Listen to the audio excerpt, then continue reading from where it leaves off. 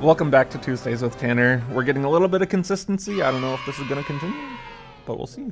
I wanted to reveal to you guys the deck I'm working on for our Everything Has Partners event that's happening at the end of this month.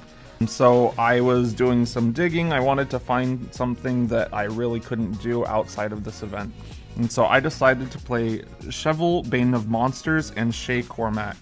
These both are some of the only cards in the entire game that reference bounty counters. So as I go through the game, I'm going to be doing a lot of putting bounty counters on my opponent's creatures, and then killing those things to get the benefits and growing my commanders. As I was working on this, I figured that since they were both 2-mana creatures, I could use Luris as my companion. But as I was doing that, I misread it, and I didn't realize that it was only the permanents in my deck that could only be 2 mana or less. And I thought it was every card. And so I was talking with Tim, saying like, hey, this is what I'm working on, and that's when I realized my spells outside of my permanents can be more than 2 mana. I don't need to restrict myself. But I think I'm going to anyway. A little bit of penance, and we'll see if the deck can actually function that way.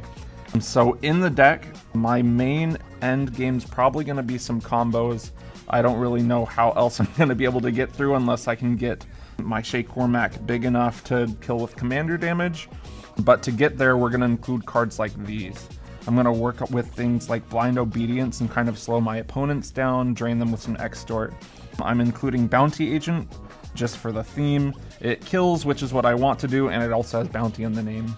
We're going to include Killian to reduce those 2-cost spells even more and be able to use multiple in a turn, kind of get more value out of my bounties. And then the deck also kind of turned out to be a little bit of a human tribal. So we're going to include the General's Enforcer and make my legendary humans indestructible and hopefully be able to get the win through there.